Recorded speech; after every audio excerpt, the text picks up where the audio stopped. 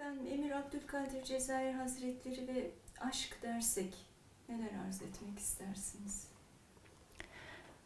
Efendim bilindiği gibi herkesin kendine göre bir aşk anlayışı var. Dolayısıyla Hz. Mevlana aşk konusunda şöyle der. Aşk, dileği, isteği, yapıp yapmama arzusunu tümüyle iradeyi terk etmektir. Aşka bu çerçeveden bakacak olursak, Emir Hazretlerinin hayatı ciddiyetle, samimiyetle, hüsnü zan ile incelendiğinde görülecektir ki, o savaşın en zorlu, en çetin anlarında dahi hiçbir zaman için akli, beşeri, nefsani duygu ve düşüncelerle hareket etmemiştir. En güç anlarda bile insani ve manevi değerleri korumaya çalışmıştır. Düşmanına her zaman merhametle, şefkatle muamele etmiştir. Bu çok yüksek bir ahlak özelliğidir. İşte bunu da yaşayabilmek için gerçekten insanda çok büyük bir Muhammedi, Rahmani bir aşk olması gerekir. Emir Hazretlerinde aşk, merhamet, şefkat olarak tecelli etmiştir.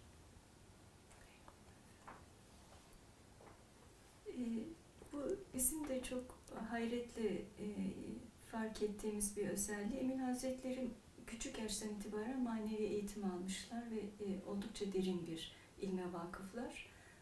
Onların bu ilme vukufiyetlerini görüyorsunuz ama bir yandan da bir liderlik pozisyonunda görüyorsunuz. Bu iki özelliğin bir bedende toplanması nasıl mümkün olabilir sizce? Çok hoş bir soru. Teşekkür ediyorum. Fakiriniz bunu gayet tabii buluyorum. Gayet doğal, gayet normal buluyorum. Neden bunu gayet tabii buluyorum? Bildiğiniz gibi peygamberlerin şahı, 18 bin alemin sultanı Peygamber Efendimiz gerektiğinde müşriklere karşı savaşmıştır. Gerektiğinde en ön safta yer almıştır. Hakeza ledün ilminin sultanı Hazreti Ali Efendimiz hiçbir zaman Zülfikar'ı elden bırakmamıştır. Hazreti Ebubekir, Ömer, Osman, bütün efendilerimiz aynı yolu gütmüştür. Bu şeriatla hakikat arasında bir bağ kurabilmektir. Bunu yaşayabilmek de marifettir. Bu gayet tabidir. Bildiğiniz gibi aynı yıllarda Emir Hazretleri Cezayir'de Fransızlara karşı ölümüne bir mücadele verirken, Kafkaslar'da da Şeyh Şamil Hazretleri yine büyük bir sultan. O da Ruslara karşı savaşmıştır. O da büyük bir velidir. Bu gayet tabidir. İnsan vatanı için yaşar. Milleti için yaşar. Bir başkasının huzur ve selameti için yaşar. Vatan elbette böylesine ulu sultanlar için bu topraklar değildir. Elbette onlar vatanın, asli vatanın ne olduğunu bilen zatlardır. Ama sonuç itibariyle o vatanın ekini de bu vatanda ekilmektedir. Yani fakir bunu gayet tabii buluyorum. Sufi olmak, derviş olmak, şeyh olmak zaten insanlara hizmet etmek, insanlara faydalı olmak değil midir efendim? Ortada vatan gidiyor. Böylesi bir durumda bir gönül ehli nasıl olur da bir köşede oturabilir? Elbette, elbette vatanı için, insanlar için elinden geleni yapacaktır. Arz ettiğim gibi örneğimiz Peygamber Efendimiz'dir. Örneğimiz Hazreti Ali Efendimiz'dir. Örneğimiz Hazreti Hamza'dır. Hangisi? Bizler Allah yolunda büyük insanlarız deyip evinde oturdular. Hepsi savaşın en ön saflarında savaştılar. Bu gayet tabidir. Evet efendim. Bir de yine kendi hayatlarına baktığımızda düşmanlarını dahi çok etkilediğini görüyoruz. Napolyon'la arasında geçen bir konuşma bilhassa çok ilgi çekici. Sizce onları etkileyen Hazret'teki hangi vasıflardı? Onları da etkileyen, hatta bu fakiri de çok etkileyen, Emir Hazretlerindeki en büyük, fakire göre gözle görülür hal, onun durum ve şartlar ne olursa olsun insani ve manevi değerlerden asla taviz vermeyişidir. En zor, en çetin zamanlarda bile o içinde derinden yaşadığı Muhammedi ahlakı hiçbir zaman için terk etmemiştir. Az evvel de arz ettiğim gibi en zor dönemlerde dahi düşmanına şefkat ve merhametle yaklaşmıştır. Aslında Napolyon'u veya Fransız halkını Emir Hazretleri etkilemiş gibi görünse de asıl onları etkileyen, hala bizlerin anlayamadığı Emir Hazretlerinde görülen gerçek İslami ahlaktır. Gerçek insani ahlaktır. Yani şu olaya bakın ki, fakiri şu iki olay çok etkilemiştir. Fransızlar Cezayir'e savaş açmak, Cezayir topraklarını işgal etmek gibi bir karara vardıkları zaman Emir Hazretleri devrin Fransız hükümdarına mektup yazıyor. Diyor ki, efendim ülkemize savaş açacakmışsınız. Eğer ki sizler Fransa'da kendi topraklarınızda rahat yaşayamıyorsanız, halk çok sık iç içeyse, orada bir huzursuzluk varsa savaş etmeye gerek yok. Gelin biz Cezayir'in sahil kısımlarını size açalım. Hep birlikte kardeşçe yaşayalım. Bunun için niye savaş edelim ki? Ama siz kendi topraklarınızda gayet rahat bir şekilde yaşıyor, buna rağmen bizim topraklarımıza da göz koyuyorsanız, bilin ki biz bu toprakları kanımızın son damlasına kadar savaşarak korumaya çalışacağız. Yani savaşmadan önce bir teklif sunuyor. Kan dökmeye, savaş etmeye ne gerek var? Eğer kendi ülkenizde gerçekten sıkışık bir durumda yaşıyorsanız, ülkenize sığmıyorsanız, buyurun hep birlikte yaşayalım. Sonuç itibariyle bildiğiniz gibi Cezayir'e savaş açılıyor. Çünkü maksat farklı, maksat farklı. Bu savaş sürecinde Emir Hazretleri bir dönem Fransız askerlerini esir alıyor. Günlerce onları bulundukları yerde esir olarak tutuyorlar. Ve bu dönem içerisinde de Emir Hazretleri hep bir tefekkür halinde. Sonra bir gün dayanamıyor, esirlerin bulunduğu yere geliyor. Onlara diyor ki, biz sizleri esir aldık ama biz sizler gibi zengin ülkenin insanları değiliz. Biz sizi alıştığınız standartlarda burada misafir edemeyiz. Biz size yediğinizi yediremeyiz, giydiğinizi giydiremeyiz. Ve bu bizim inancımıza, imanımıza çok ters düşer. Onun için biz size özgürlüğünüzü veriyoruz. Hadi gidin. Yani efendim, bir savaş anında bir komutanın esirlere gidip biz sizin gibi zengin değiliz. Yediğinizi yediremeyiz, giydiğinizi giydiremeyiz. Sizin alıştığınız rahatlığı biz size burada sağlayamayız. Ama bu günahın da altına giremeyiz. O zaman biz sizi özgür bırakıyoruz demek uygun mudur, değil midir? Eğer ki bu yanlış bir şey olsaydı, emir bugün bütün dünyada bu kadar saygıyla, sevgiyle, hürmetle, muhabbetle anılmazdı. Efendim, bir de ilerleyen senelerde Dürze isyanını bastırma hadisesi var sanırım. Bu tabii ki çok önemli. Bu tabii ki çok önemli. Emir Hazretleri bilindiği gibi yenilgiyi kabul etmek zorunda kaldı. Ama fakiriniz buna yenilgi diyemiyorum. Kendisi de dememiştir. Bir tek cümle dökülmüştür ağzından. İlahi kader. İlahi kader. Sonuç itibariyle emir bildiğiniz gibi önce Osmanlı'ya, Bursa'ya gönderilmiş. Daha sonra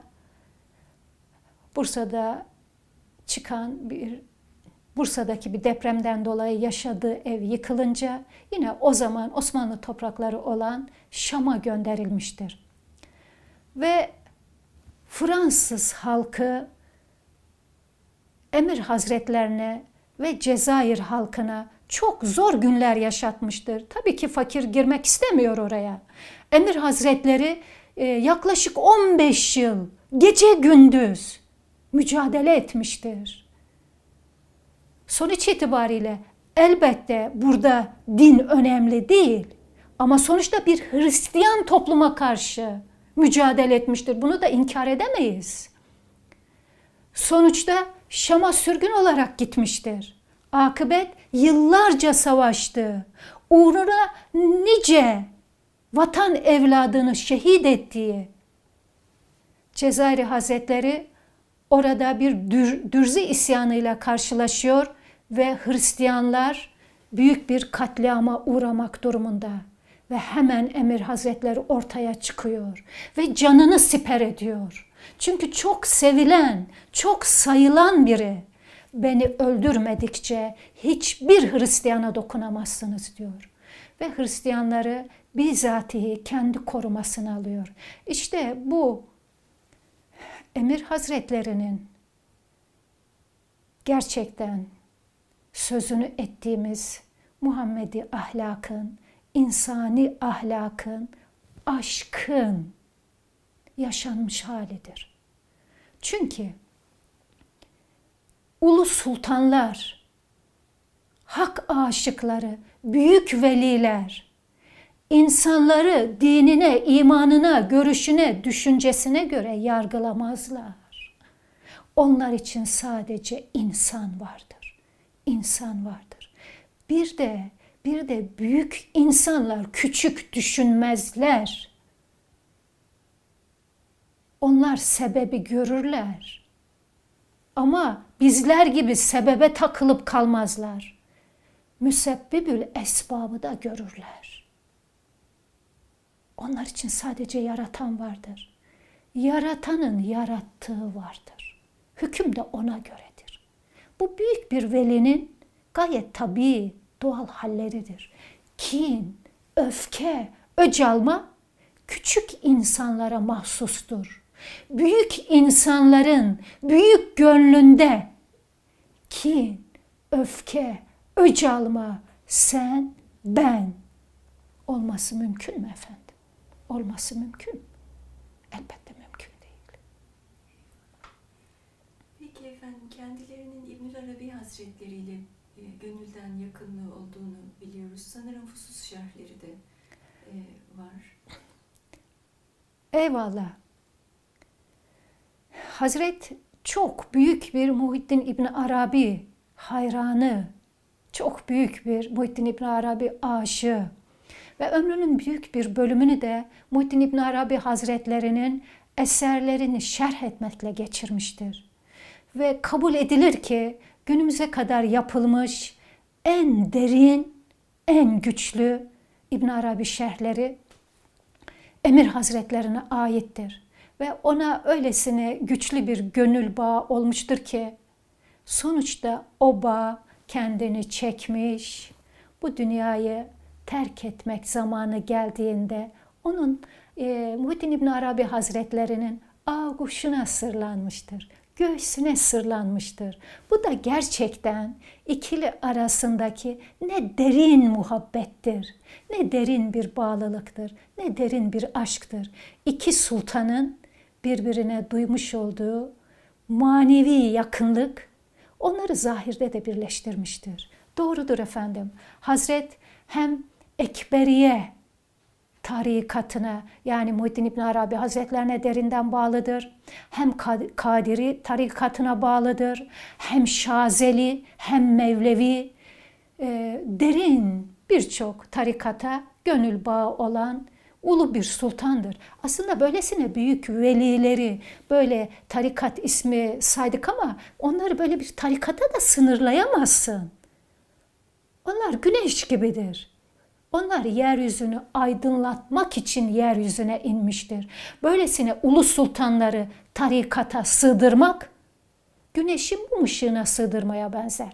Koca bir dünyayı fındık çekirdeğine sığdırmaya benzer. Her ne kadar böyle tarikat isimleri sıralasak da elbette bu sultanları bir tarikata sığdırmak oldukça zor. Peki efendim, Efendimiz Hazreti Mevlana'yla bir arada anarsak en çok hangi cihetlerden onları eşleştirebiliriz? En çok, en yakın. En belirgin tarafları aşkta birleşmeleridir. Hazreti Mevlana bir beytinde şöyle buyurur: sakın kimseye kafir deme. Hiç kimseyi hor hakir görme. Bir insanın son nefesini nasıl vereceğini sen bilemezsin. Hazreti Ebu Bekir sana göre belki müşrik idi ama ezel aleminde onun adı Sıddık idi. Cenab-ı Allah'ın ruhlar aleminde arş-ı alaya adını Sıddık diye yazdığını sen nasıl olur da müşrik dersin? Yani müşrik olduğu zamanlarda dahi. Nasıl güzel bir sözdür. Hiç kimseye kafir deme. Hiç kimseyi inancından dolayı hor hakir görme. Son nefesini nasıl vereceğini sen bilemezsin. Sonuç itibariyle her gördüğünü Hızır, her gecesini Kadir bilmek durumundayız. İşte Emir Hazretlerinin hayatını kısaca birkaç cümleyle özetlediğimiz zaman sonuçta bu ortaya çıkar. Emir Hazretleri hiç kimseyi inancı, dini, imanı, görüş ve düşüncesi dolayısıyla hor hakir görmemiştir. Küçümsememiştir. Hani az evvel arz ettik ya, o yıllarca bir Hristiyan camiasına karşı nice şehitler vermiştir. Neler olmuştur, neler olmuştur. Ama buna rağmen bir isyanda Hristiyanlar öldürüleceği zaman ilk göğsünü açan yine kendisi olmuştur. Beni öldürmeden bir Hristiyanın canına dokunamazsınız demiştir. Yani Emir Hazretleri ile efendim Hazreti Mevlana'nın en belirgin özellikleri insanı insan olduğu için sevmeleridir. İnsanı insan olduğu için saygı, hürmet, muhabbet duymalarıdır. İnsanları din, iman, görüş, düşünce, hatta cinsiyetinden dolayı yargılamamalarıdır. Fakirin arz edeceği bunlardır efendim kısaca.